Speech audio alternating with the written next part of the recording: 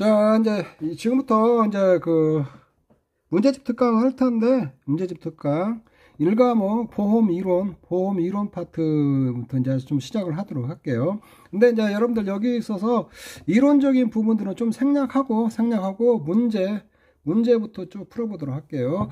여기 이제 보험 이론, 여러분들 교재로는 이제 그 교재나 이제 여러분들 드리는 그 프린트물이나 이렇게 했을 때 한 33페이지부터 보시면 돼요. 33페이지. 여기서 이렇게 좀 보시면 되는데, 보험이 작년에 같은 경우 이렇게 쭉 여기서 문제가 한 그 5점짜리 5점짜리 2개가 나왔고, 그 다음에 약간 응용 가축 부분에서 보험 이론 응용했거든요. 응용하는 거 한 10점 나왔거든요. 이렇게 하는데. 그래서 올해도 어떻게 나올지 모르겠는데 한 5점 내지 나올 수도 있고 10점 나올 수도 있고 15점 나올 수도 있고 다양하니 문제는 낼 수 있는 파트니까 여러분들이 좀 공부를 좀 철저히 해놔야 돼요. 우선 이렇게 여러분들이 목차를 좀 잘 정리를 해서 이렇게 알아놓으세요. 목차를 알아놓고 목차 뭐에 대해서 이렇게 서술하시고 목차 먼저 이렇게 딱 잡아놓고, 그 다음에 작년에도 목차 쓰기 시험에 나왔거든요. 그래서 여기서 살 붙여서 이렇게 좀 써주면 되거든요. 그렇게 하시면 되거든요. 자, 지금부터 이렇게 쭉 가서 한번 제가 조목조목 이론 부분 조목조목 문제를 이렇게 만들어 놨으니까 여러분들이 쭉 이거 보시면서 공부를 하고, 이거 공부하는데 여러분들이 자주 봐야 돼요. 자주. 제가 설명하는 것보다 여러분들이 직접 자주 보고 암기해야 될 것이 많이 있거든요. 암기를 한 번에 못 하니까 자주 보면서 이렇게 암기를 해야 되거든요. 자, 문 1번 한번 보시죠. 다음은 무엇에 대한 정의인지 쓰고 가로를 채우셔. 이거 이염에 대해서 지금 쭉 설명을 해 놓은 거예요. 이염은 뭐냐? 우리가 일상생활에서 늘 달고 다니는 게 이염이에요. 우리가 눈 떠서 잠잘 때까지 이염에 직면해 있어. 우리가 이염이 없는 건 없어요. 항상 이염에 있거든요. 근데 여기는 학술적으로 정리하는 거 보면 앞으로 향후로 안 좋은 일이 일어날 수 있는 가능성이라는 거 다 이염이라고 그래요. 이염. 근데 이 말을 다시 세분화 시켜보면, 이거 이염은 미래의이래요. 첫 번째 미래의이고, 여기다 가로쳐 놨죠. 안 좋은 일이면 가능성으로 구성되어 있다라고 이렇게 볼 수가 있거든요. 그래서 이 세 가지 이염을 미래의 일이고, 안 좋은 일이고, 가능성, 이런 것도 이렇게 가로치게 나올 수도 있고, 또 이렇게 나올 수가 있으니까 이런 거 숙지해 놔야 돼요. 이염을 다른 말로 표현하면 손실의 기회이고, 손실 가능성, 불확실성, 그 다음에 실제 결과와 기대했던 결과와 차이, 이렇게 기대와는 다른 결과가 나올 확률 등이라고 이렇게 할 수가 있다. 이렇게 이염을 다른 말로 표현하면 5가지로 표현하거든요. 손실의 기회, 손실 가능성, 불확실성, 실제와 기대했던 결과와 차이, 기대와는 다른 결과가 나올 확률 등이라고 할 수 있다. 이염의 정의도 이렇게 조금 알아놓으셔야겠죠. 이쪽에 있는데. 그래서 일반적으로 또 한번 좀 설명하자면, 이염이 있으니까 보험이 되고, 보험이 나오니까 보험에는 손해보험이 있고 생명보험이 있거든요. 생명보험, 농작물 재해보험 있잖아요. 농작물 재해보험. 이게 손해보험 파트거든요. 그래서 여러분들은 기본적으로 이염을 잘 알고, 손해보험이 뭔가를 알기 위해서 보험을 알아야 되거든요. 그래서 보험보다는 손해보험 쪽이 더 중요하겠죠. 농작물 재해보험하고. 자, 요렇게 여러분들이 공부를 하시면 돼요. 다음은 문제 2번. 다음은 손인, 이태, 손실을 설명하시다. 일에 해당하는 것을 쓰고, 그 다음에 그대로 관계를 서술하라고 했어요. 여기에 해당하는 것들 이렇게 써라고 했어요. 답은 이렇게 다뤄놨는데, 화재, 폭발, 지진, 폭풍, 홍수, 자동차 사고, 도난, 사망 등을 말한다. 일반적으로 사고라고 부른다. 이걸 손인이라고 하죠. 손해의 원인이거든요. 손해의 원인이거든요. 그 다음에 특정한 사고로 인하여 발생할 수 있는 손해의 가능성을 새로이 창조하거나 증가시킬 수 있는 상태를 말한다. 이걸 이태라고 하죠. 이태는 이태로운 상태를 갖다 이태라고 그래. 이태라고 하는데, 이태가 뭐냐, 없는 상태에서 새로이 새로 생긴다든가, 이미 사고가 발생한 것에서 추가로 증가되는 거죠. 그러니까 이런 거 새로이 창조된다는 건 새로 이태로운 상태가 만들어지는 거거든요. 창조된다는 건 아파트가 무너졌는데 추가로 더 무너지려는 거거든요. 증가시키는 거거든요. 이렇게 이해를 하시면 되거든요. 손인의 결과로 발생하는 가치의 감소, 실제 손실 본 걸 이걸 손실이라고 하거든. 손실. 자, 요렇게 이해하면 돼요. 요런 거 잘 알아놔야 돼요, 여러분들. 손인, 이태, 손실 요런 거. 이태, 손인, 손해의 관계는 이태는 뭐냐? 사고 발생 가능성은 있으나 사고가 발생하지 않는 단계. 가능성이 있는데 사고는 아직 발생 안 하는데 사고가 발생 가능성이 많은 걸 이태라고 그래요. 그 다음에 손인은 이러한 위험 상황에서 실제로 위험이 발생하는 단계. 발생해버린 게 손인이요, 손인. 그 다음에 손해는 위험 사고가 발생하는 결과 초래하는 가치의 감소, 쭉 손실에, 금전적으로 손실 본 걸 손해라고 하거든요. 그래서 이런 것들도 여러분들이 꼭 꼼꼼히 좀 알아놓으세요. 그 다음에, 자, 3번 위험의 분류도 잘 알아놔야겠죠? 자, 객관적 위험과 주관적 위험이 있어요. 객관적 위험은 실증 자료 등이 있어서 확률이나 표준 편차와 같은 수단을 통해 측정이 가능한 위험이에요. 객관적으로 측정이 가능하다는 거예요. 이 확률이라는 것은 뭐 사고 발생할 확률 이런 것들인데 표준 편차는 위험을 평가하는 척도거든요. 척도. 요 정도만 이렇게 알아놓으세요. 그리고 주관적 위험은 개인의 특성에 따라 평가가 갈라져 측정이 곤란한 위험 이런 거 여기서 그래서 보험이 대상이 되는 거 먹었어요. 당연히 객관적 위험이겠죠. 객관적 위험. 자, 객관적 위험과 주관적 위험이 있고 그 다음에 순수 위험과 투기적 위험이 있거든요. 순수 위험은 손실의 기회만 있고 이득은 없는 위험을 말하는 거예요. 그래서 홍수나 낙뢰, 화재, 폭발, 가뭄, 붕괴, 사망이나 부상, 질병 등이 여기에 속한다는 거예요. 순수 위험. 그 다음에 투기적 위험은 손실의 기회도 있지만 이익을 얻을 기회도 있는 위험을 말한다. 이게 투기적 위험의 대표적인 게 뭐겠어요? 주식 투자지. 주식 투자가 투기적 위험의 대표적인 거죠. 요거. 그런데 순수 위험. 그럼 보험의 대상이 되는 것이 뭐겠어요? 순수 위험이지. 순수 위험. 요렇게. 정태적 위험과 종태적.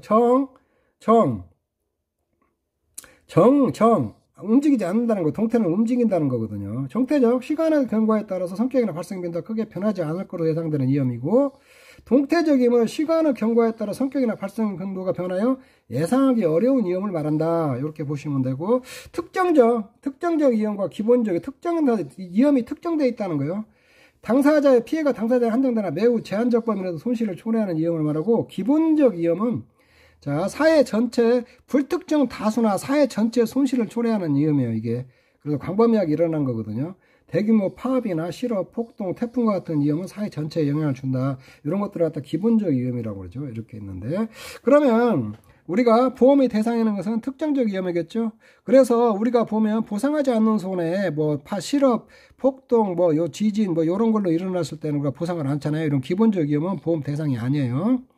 담보 위험과 이제 비담보 위험이 있고 면책 위험이 있는데 보험자 책임을 이제 부담하는 위험이에요. 비담보 위험이라는 것은 보험자가 담보하는 위험에서 제외하는 위험이에요. 그래서 면책임은 보험자가 책임을 면하기로 한 위험이거든요. 담보라는 것은 우리가 뭐 보상하는 소래 뭐 있잖아요. 태풍, 강풍, 우박, 지진, 화재 이런 것들을 보상한다. 이런 것들이 담보예요. 담보. 그래서 인삼에서 우리가 8개, 태풍까지 합해서 9개인데 인삼에서 9개만 이렇게 있잖아요. 요거 9개만 이렇게 보상을 하잖아요. 요런 게 담보고, 그 다음에 비담보는 것은 이제 담보지 않은 것을 다 비담보 위험이라고 하거든요. 면책 위험이라는 건 담보는 하는데 보험자가 책임을 면하는 거예요. 면하는 거. 쉽게 해서 우리가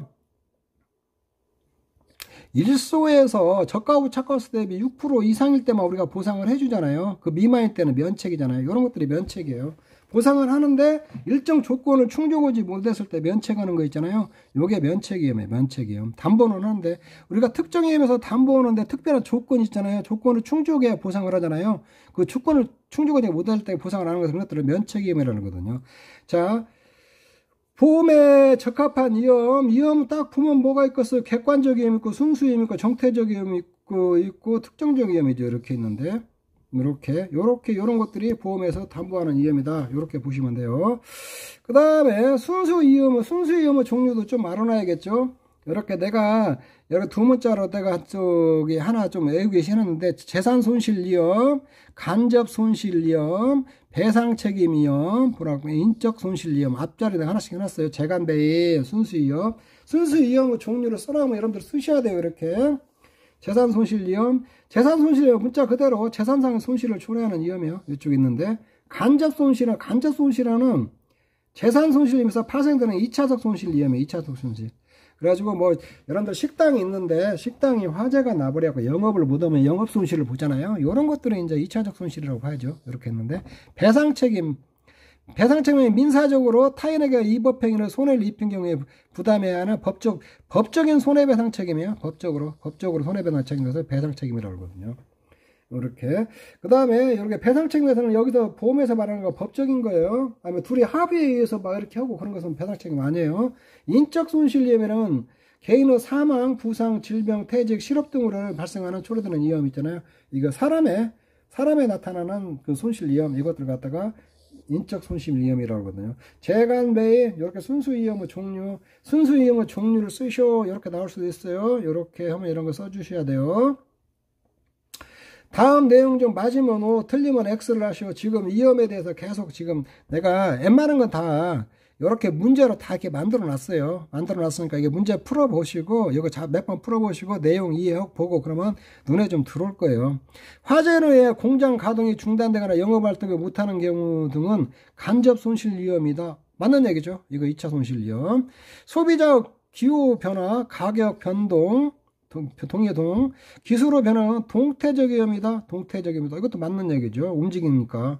대규모 파업, 실업, 폭동 등은 특정적 위험이다. 아니죠. 요거 특정된 거 아니죠. 이거 기본적 위험이죠. 이거 기본적 위험. 주식 투자는 순수 위험 아니죠. 이거 주식은 투기적 위험이죠. 이거 자동차 보면서 산업 전체 위험을 제외하는 것은 면책 위험이라고 할 수 있다. 이거 맞는 얘기죠. 맞는 얘기. 자, 요런 것들도 이렇게 해놔요. 이렇게 응용해서 5점짜리 나올 수도 있어요. 그 다음에 3-3 위험관리의 목적. 서술하시오. 위험관리의 목적은 일반적인 목적과 일반적인 목적이 있거든요. 일반적인 목표가 있고 위험관리에, 그 다음에 위험관리 목적은 사전적 목적과 사후적 목적으로 이렇게 나눠서 볼 수가 있거든요. 이쪽에 이런 것들도 간단하니 짧게 딱 두 가지에서 위험관리 일반적 목표 두 가지를 쓰시오. 이렇게 써요. 최소 비용으로 손실을 최소화하는 것이며, 첫째 두 가지요. 최소 비용으로 손실을 최소화하고 개인이나 조직의 생존을 확보하는 거예요. 생존. 손실을 최소화하고 생존을 확보하는 거예요. 이렇게 위험관리 일반적인 목표. 이런 것도 알아놓으세요. 두 가지 사람은. 위험관리 목적, 위험관리 사전적 목적과 사후적 목적으로 구분했었는데, 사전적 목적과 사후적 목적을 쓰시오 하면은 여러분들이 쓰셔야 돼요. 이거. 사전적 목적과 사후적 목적. 사전에 경제적 효율성을 확보하고 불안을 해소하고 타인에 전가할 수 없는 법적 의무 이행, 기업의 최고 경영자 예상되는 위험에 대해 안심을 제공하는 것들이 위험관리의 사전적 목적이에요. 사후적 목적은 생존, 활동의 계속, 수익의 안정화, 지속적 성장, 사회적 책임의 이행, 이렇게 할 수가 있다는 거예요. 위험관리는 사전적이라는 건 뭐냐면 사전에 그 위험이 발생했을 때에 그거를 축소하거나 제거하는 방법이고, 사후적 목적은 위험이 발생을 해버렸으면 사후적으로 계속 관리를 해야 될 거 아니에요. 그런 것을 나타내는 것들이에요. 자, 요런 것들이 좀 까다롭게 나오면은 요런 것들 나올 수가 있거든요. 위험관리 일반적인 목표를 쓰셔 하면 두 가지 여러분들 딱 써주시고, 위험관리의 사전적 목적과 사후적 목적으로 나눌 수 있는 사전적 목적과 그 다음에 사후적 목적을 쓰시오. 사전적 목적의 종류, 사후적 목적의 종류, 이런 거 써놓고, 이렇게 경제적 활성 확보, 불안해서 둘, 셋, 그 다음에 네 가지 있죠. 사후적 목적, 생존, 활동 계속, 수익 안정, 안치속적 안정, 사회적 책임, 이행, 이런 것들 빵꾸 뚫어놓고, 이런 것도 사전적 목적, 사후적 가로쳐놓고, 이렇게 뭐 써라고 또 나올 수도 있으니까, 이런 것도 좀 숙지해 놓으세요. 귀찮아도 좀 꼭 암기하세요, 이런 거. 자, 그 다음에 문제 4번, 저건 8화 때 시험에 나온 거죠. 위험관리 방법에는, 자, 위험 회피가 있고, 첫째 위험 회피가 있고, 손실 통제가 있고, 위험 요소 분리, 요소 분리가 있고, 계약을 통한 위험의 전가, 위험을 스스로 인수, 요렇게 있거든요. 그 다음에 재무적 위험 관리에는 위험 보유가 있고, 위험을 제3자에게 전가한다.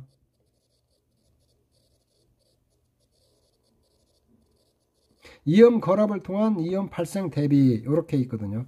요렇게 요거는 내가 작년에 문제 만들어 놨었는데 요게 시험에 그대로 나왔어요. 이쪽에 있는데 이렇게 위험 회피한다는 것은 위험을 아예 피해버린다는 거예요. 피해버린다는 거. 위험이 있는 곳은 아예 안 가버린다는 거예요. 그냥 자동차 타면은 저기 승용차 타고 가면은 자동차 사고 날 수 있으니까 걸어가 본다든가 이런 것들이에요. 손실 통제, 손실을 갖다가 손실 발생한 것을 통제한다는 거예요. 통제한다는 거. 위험 요소를 분리하는 것은 복제와 격리가 있거든요. 복제,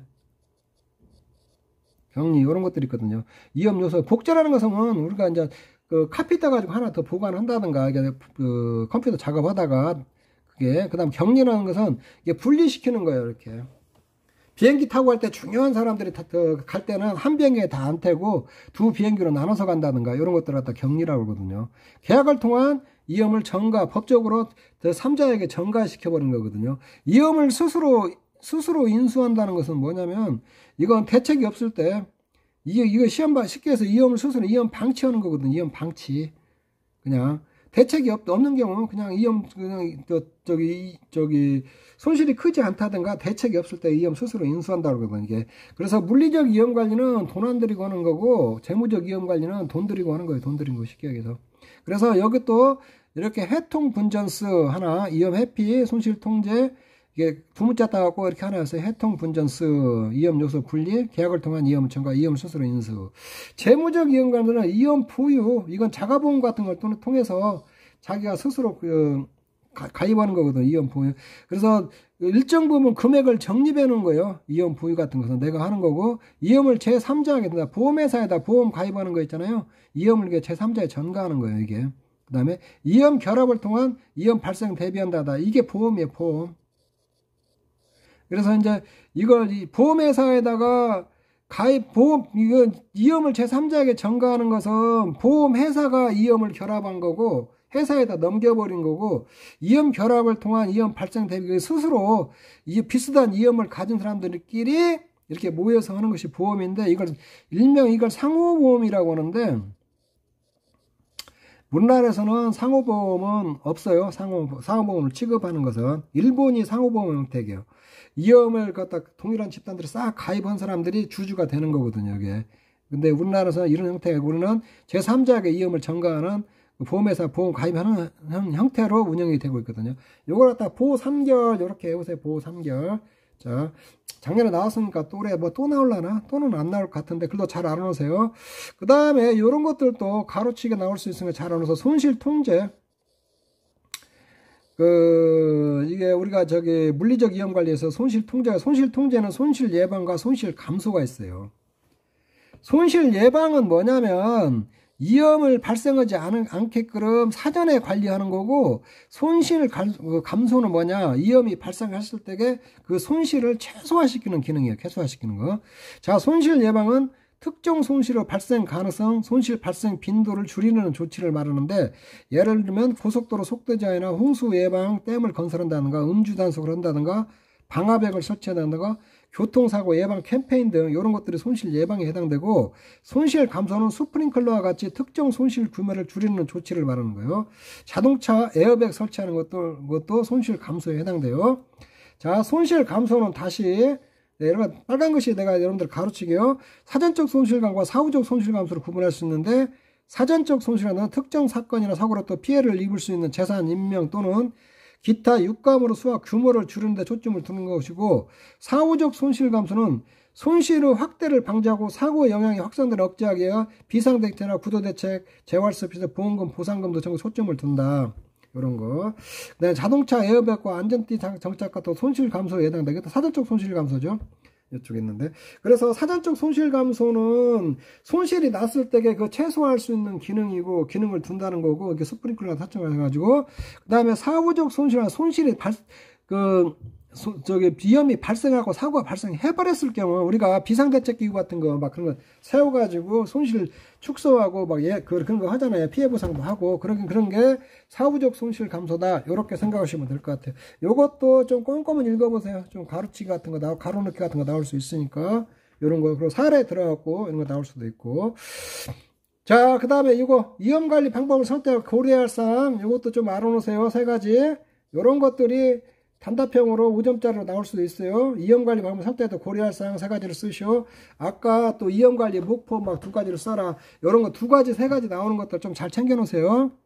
첫째, 선택 고려할 사항은 예상 손실 발생 빈도와 손실 규모를 예측하고 각각의 이염 통제 기법과 재무적 이염 기법이 이염의 속성에 미칠 영향과 예정 손실에 미칠 영향을 고려해야 한다. 그랬을 때 이게 각각의 이염 관리를 선택을 했을 때 이염 발생하는 것을 어느 정도 커버할 수 있느냐 이런 것들을 고려해야 된다는 거예요. 그 다음에 세 번째는 각각 이염 관리 기법에 소요될 비용을 예측해야죠. 비용을 예측해야 된다. 자, 요런 것들 나오면은 가급적이면 교재대로 이렇게 좀 써주세요. 써주는데 이런 거 한 번에 이런 거 잘 안 외워지니까 여러 번 보고 이런 것들 여러분들 다 숙지 하셔야 돼요. 좀 귀찮아도 하셔야 돼요. 특히 이렇게 이게 이제 서술형으로 나오면 사실 여러분들이 더 쓰기가 더 편한데 이렇게 딱 지정해 줘 버리는 게 더 어렵거든요. 이염관리 보면 선택 고려할 사항 3가지를 쓰시오. 이런 것들이 더 하기가 까다로워요. 그래도 이런 것도 다 해 놓으셔야 돼요. 자, 이염의 특성에 따라 이염관리 가로를 채우시오. 이거 보면은 이염 특성에 따라 이염관리 방법은 손실 횟수 빈도도 적고 손실 규모도 적을 때는 자가보험으로 한다면 자기 스스로 준비하면 된다는 거예요. 그냥 충당 같은 거 쌓아가지고 그 다음에 손실 횟수 빈도는 적은데 손실 규모가 커버린 거 이게 전가 이게 보험이죠. 보험으로 한다는 거고 그 다음에 손실 횟수도 막 손실 규모도 하면 손실 통제해야죠. 통제. 근데 손실 횟수 빈도도 많고 규모도 커버리면은 이염 회피해야죠. 회피. 보험료 비싸도 보험도 못 드니까. 자, 요런 것들도 잘 챙겨 놓으세요. 이렇게 보시면 되고. 자, 6번 다음 내용 맞으면 O 틀리면 X라시오. 고속도로 속도 제한은 손실 감소고 자동차 에어백에서 손실 예방이라 할 수 있다. 거꾸로 돼 있죠? 자, 고속도로 손실 제한 등은 손실 예방이고 자동차 에어백 설치 등은 손실 감소. 이거 X예요. 거꾸로 돼 있어요. 이염 회피는 안전한 이염 관리 가장 효율 아니죠. 이염 회피인다면 그만큼 아무것도 못하는 거죠. 무섭다고 다 차 안 타고 다니고 다 피하고 걸어가려고 해요. 10분이면 갈까 한 2시간 가야잖아요. 이게 효율적인 건 아니에요. 임대차기나 하도급 계약, 하청작업 등은 이염 전가한 방법에 맞는 얘기죠. 비슷한 이염을 가진 사람끼리 모여 공동 이염을 대명해서 이염 결합의 한 형태이다. 이것도 맞는 얘기죠. 이렇게 있는데 7번 이제 여기서부터 보험이에요. 보험 이염은 이제 지금까지 쭉 한번 살펴봤고 지금부터 이제 보험에 대해서 설명. 자, 아래 내용은 무엇에 대한 정의인가 가로를 채우시오. 이렇게 돼 있거든. 이거 보험이에요. 보험. 이거 위에는 보험의 정의거든요. 자, 다수 동질적 이염 한 곳에 모은 이염 결합 행위를 통해 가게나 기업이 우연적인 사고로 있게 되는 실제 손실을 다수 동질적 이염의 결합을 얻게 되는 평균 손실로 대체하는 것이다. 자, 그래서 실제 손실, 개인이 입는 거, 여러 사람들이 이렇게 보험을 이렇게 가입하니까, 요 한 사람이 손해를 입었으면, 다른 사람들이 이렇게 전부 다 나눠 갔잖아요. 나눠 가져서 이게 평균 손실로 대체한다는 거거든. 이게 이 사람이 만약에 1000만원어치 손실을 입었으면은, 요 사람들 나머지들이 100만원씩 걷어서 준다. 그러면 손해 안 본 사람도 100만원씩 다 내는 거니까 이것도 평균 손실로 대체한다는 거거든요. 실제 손실을. 자, 이런 것도 가로넣게 나올 수 있으니까 이런 것도 좀 체크해놔요. 좀 더 구체적으로 보험은 다수 보험료를 각출하여 공동 재산을 조성하고 우연적으로 사고가 발생해 손실을 입은 자에게 일정한 방법으로 보험금을 지급하는 제도를 할 수 있다. 이렇게 가로쳤고 나올 수 있어요. 자, 보험의 정의 가로놓고 그 다음에 보험의 정의를 좀 더 구체적으로 또 살펴보면은, 자, 보험을 경제적 관점에서 보험은 뭐냐? 경제적인 관점에서 보면, 그럼 재무적 손실의 불확실성, 이염의 감소이며 그 달성의 이염 전가와 이염 결합을 이용한다. 이렇게 보시고, 사회적인 관점은, 그래서 보험은 사회 구성원에게 발생한 손실을 다수인이 부담하는 목적으로 하며, 손실을 분담 가능케 하는 다수는 또 기금을 형성하는 거죠. 기금. 사회적 관점에서 보면 다수가 참여해서 보험을 만든다는 거죠. 법적인 관점에서 보험자와 피보험자 계약자 사이에 맺어진 재무적 손실을 보전하는 목적은 법적 계약이다. 보험은 법적인 관점에서 봤을 때 보험은 법적 계약이고, 수리적 관점에서 보면은 확률 통계 및 통계적 기법보다 미래의 손실을 예측하기 위해 배분하는 수리적 제도이다. 자, 이런 것들을 이렇게 조금 이해를 하시면 될 것 같아요. 자, 7-5 다음 내용 중 맞으면 틀리면 X를 하시오. 보험은 개별 위험을 감소시키고 집단 위험을, 개별 위험이나 집단 위험을 모두 감소시키고, 이것도 집단 위험도 감소시키고 틀린 얘기예요. 경제적 관점에 특히 중요한 보험은 위험을 결합해 위험을 감소시키는 거다. 이게 맞는 얘기죠. 위험을 합리적인 관점의 결합 방법을 이용하지 않는 수단, 제도는 보험이라 할 수 없다. 이것도 맞는 얘기예요. 보험은 다수인이 필요 없고 다수인이 필요하죠. 틀렸죠. 적당한 수준으로 사람만 있으면 이건 틀린 거예요. 다수인이 필요해요. 법에 의한 제도 뒷받침에 보험은 현실적으로 존재할 수 없다. 이게 맞는 얘기죠. 법이 존재하죠. 자, 요런 것도 OX 문제 나올 수 있어요. 그 다음에 7-8번 보험의 특성에 대해서 서술을 하시오. 자, 요런 것들은 보험의 특성에 대해서 쓰시오. 했으니까 예분, 손수전, 내가 두 문자 달아놨는데, 요렇게 안 넣었어요. 예기치 못한 손실의 집단화, 위험 분담, 그 다음에, 그다음에, 실제 손실에 대한 보상, 대수부칙, 그래서 여기는 전가, 여기는 전이에요, 전. 그래서 예분, 손, 수전 이렇게 해놨어요. 예분 손실, 예기치 못한 손실을 집단화, 위험 분담, 위험 전가, 실제 손실에 대한 보상, 대수 법칙 이렇게 돼 있어요. 이거 예분 손수전 이렇게 했어요. 예기치 못한 손실을 집단화는 예기치 못한 손실은 계약자나 피분자 전혀 예상할 수 없는 불우 손실을 의미하는 거고, 위험 분담은 것은 위험 집단화 다른 측면에서 보면 위험을 서로 나누어 분담을 위험 분담이 되는 거예요. 위험 전가 계약을 통해서 재정적 능력치 않은 개인 중에 보험자에게, 보험회사에게 위험을 전가하는 거죠. 실손보상에 따라 실제로 발생한 손실을 원사회복하거나 교체할 수 있는 금액을 한정되어 보험 보상을 통해서 보험은 적극적으로 이득을 통해서 수익을 주려고 하는 게 아니라 원상 복구가 목적이거든요. 그래서 실제 손실만 보상하거든. 대수법칙. 대수법칙은 표본이 클수록 점점 결과가 예측된 확률에 가까워진다는 통계학적 정리를 말해요. 그리고 대수법칙은 뭐냐면은, 자, 일이 나올 확률은 주사위를 한 번 던졌을 때, 이건 주사위를 던져서 한 번 던졌을 때게 일이 나올 수도 있고 안 나올 수도 있어요. 나올 수도 있고 안 나올 수도 있어요. 근데 두 번 던져도 나올 수도 있고 안 나올 수도 있어요. 근데 요거를 계속 주사위를 100번, 1000번 하면은 일이 나올 확률은 6분의 1에 수렴한다는 거예요, 이게. 근데 주사위를 한 번 던지면은 일이 나올 수도 않고, 원래 주사위를 6개니까 일이 나올 확률은 6분의 1이거든요. 근데 한 번 던졌을 때 일이 나올 수도 있고 안 나올 수도 있고, 두 번 던졌을 때 일이 나올 수도 있고 안 나올 수도 있는데, 한 1000번, 10,000번 돌리면 결국은 일이 나올 확률은 6분의 1에 수렴한다는 거거든요. 이게 대수법칙이거든요. 대수법칙이 뭔지 이런 것들을 좀 알아놓으세요. 그리고 이런 것도 보험의 특성이 있잖아요. 이런 것은 내용보다도 이렇게 목차 있잖아요. 목차 5개, 이런 것들을 조금 암기해 놓으세요. 이런 거 5개 써라고 나올 수도 있어요. 다음에 보험의 성립 조건. 보험의 성립 조건도 내가 볼 때는 서술형보다는 보험의 성립 조건 있잖아요. 6가지. 이렇게 동질적 위험은 다수 좋은데, 다 우한 비확보라고 했거든요. 손실은 우연적 발생, 한정적 손실이어야 된다. 다우한, 그 다음에 비재난적 손실이다. 비확률적으로 계산 가능한 손실이고, 그 다음에 부담 가능한 보험료여야 된다. 이런 거거든요.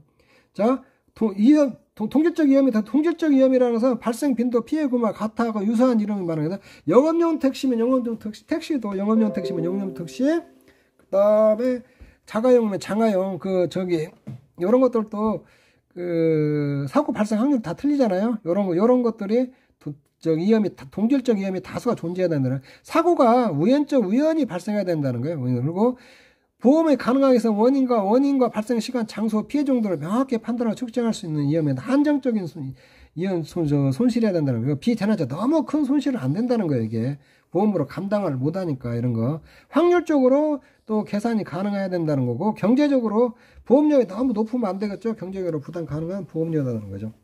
그래서 이런 것들은 이렇게 두 문자 따갖고 목차 정도 외워놓고, 나중에 혹시 나오면 시험에 서술형은 안 나올 것 같은데 이런 거 써라 하면 쓰시고, 서술형 혹시 나오면 살만 좀 붙여주면 돼요. 여기다가. 자, 그렇게 공부하시면 돼요.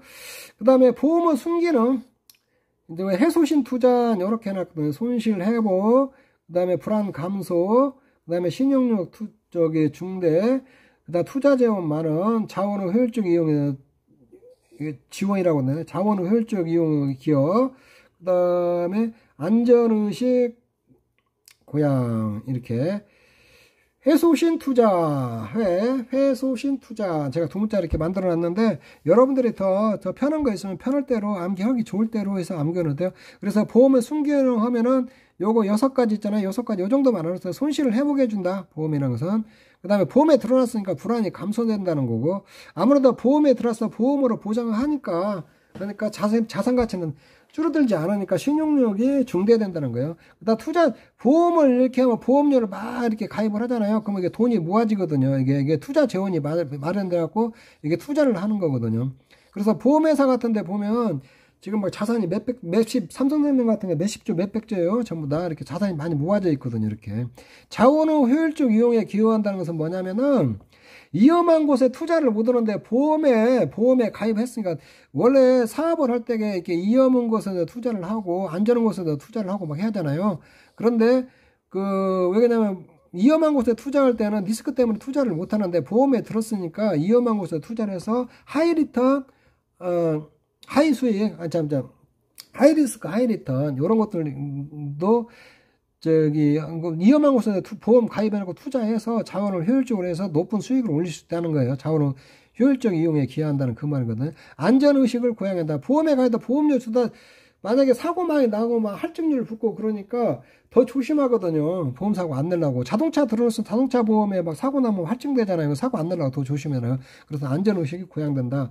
요렇게 보시면 되거든요. 해소신 투자하고 이렇게 요런 것도 보험의 순기능 이렇게 해가지고 요런 것들도 주로 저기로 알아놓으세요. 요렇게 쭉쭉쭉쭉 해가지고 목차 위주로 공부를 해놓으세요. 보험의 역기능에 대해서 서술하셔요. 보험의 역기능이라서 사업비용이 발생하는 거, 보험 사기가 증가하고 손실 과장으로 인해서 사회적 비용이 초래한다. 이거 목차 정도만 알아놓으세요. 사업비용, 보험을 운영에서는 무집 수당도 줘야 하고 설계사들 줘야 되고 내근 인건비도 줘야 되고 이런 거 뭐 임대료도 줘야 하고 이런 비용이 많이 발생하잖아요.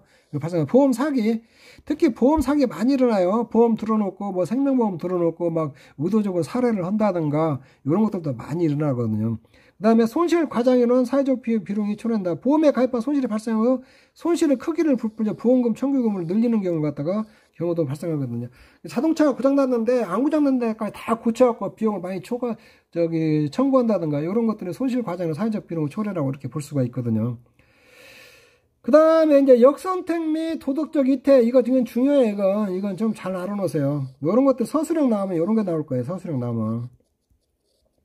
이런 거는 꼼꼼히 좀 공부해 놓으세요. 자, 역선택이라는 거 뭐냐면은, 자, 보험 가입할 때게, 시, 계약자가 고지하잖아요. 고지로면 회사가 봐서, 회사가 선택을 해야 되는데, 거꾸로, 계약자가 선택을 해버린다는 거예요. 계약자. 거꾸로. 왜냐면, 보험 가입할 때 계약자나 피보험자가 정확한 사실을 알리지 않고 숨기고 자기한테 유리하게 보험을 가입해갖고 그것을 역선택이라고 하거든요. 거꾸로 보험 회사가 선택을 해야 되는데 거꾸로 보험 계약자가 선택을 했다. 그래서 이런 것들을 역선택이라고 하거든요. 근데 여기 봐요. 보험자가 계약자의 위험 특성을 제대로 고지 의무를 해가지고 위험을 특성을 파악을 하지 못하면, 즉 계약자 또는 피보험자가 보험자보다 더 많은 정보를 가지고 있는 상태가 되면은, 자, 계약자 피보험자가 회사에다 다 알리지 않았어요. 다 숨기고 있고 계약자 피보험자가 숨기고 있어갖고 계약자 피보험자가 정보를 더 많이 가지고 있는 상태가 되면 오히려 계약자 쪽에 손실 발생이 커 자신에게 이득이 되는 보험을 선택한다. 이를 역선택이라고 한다. 요렇게 써주시면 될 것 같아요. 요 문구가 보면 조금 헷갈리는데 실제 시험에 나와가지고 역선택에 대해서 서술하시면 웬만하면 교재대로 좀 써주세요. 교재대로 써주는데 이게 그대로 생각이 안 나면은 여러분들 생각난 대로 써주세요. 그 개념만 알고 역선택은 고지의무를 할 때 제대로 자기가 있는 상황을 그대로 알리지 않고 자기에게 유리한 보험금을 타기 위해서 자기에게 유리하게 선택을 해서 보험에 가입하는 것을 역선택이라고 한다. 이렇게 보시면 될 것 같아요. 그래서 계약자나 어떤 피보험자가 보험자보다 더 많은 정보를 가지고 있는 상태가 되면, 자기가 더 유리한 거, 자기 거 알려줄 건 숨기고, 나한테 유리한 대로 보험을 가입한다는 거예요. 이게 그런 얘기거든요. 요걸 역선택이라고 하거든요. 역선택 이렇게 좀 알아놓으시면 되고. 자, 도덕적 이태라는 것보다 도덕적인 어느 한쪽이 보험 계약을 충실히 이행하지 않아 발생되는 문제로 계약자 또는 피보험자가 고의나 과실로 보험사고 발생을 높이거나 손해를 확대하는 경향을 말한다. 그래서 도덕적 이태라는 것은 다 보험 가입했으니까 뭐 화재 사고 나면 보험금 타면 되지. 그래갖고 뭐 화재 관리를 소홀히 한다든가, 그리고 보험사고 발생했을 때도 관리를 소홀히 한다든가, 이런 걸 다 도덕적 이태라고 하거든요. 이쪽에 있는데 이렇게 조금 보시면 될 것 같아요. 자, 역선택과 도덕적 이태 비교면 역선택과 도덕적 이태는 유사점과 역선택과 도덕적 이태 차이점, 이런 것도 잘 알아놔야겠죠. 이런 게. 자, 역선택과 도덕적 손실 보상하는 유사점은 손실 보상하는 계약의 경우는 거의 실손을 보상하는 계약에서는 거의 발생하지 않은데, 보험 가액이 비해 보험 금액이 큰 비율이 클수록 발생 가능성이 높고, 이게 보험 가입 금액이에요. 보험 가입 금액이 보험 가액에 비해 보험 가액은, 여기 보험 가액은 그냥 보험 가액이고, 보험 금액이 보험 가입 금액이에요.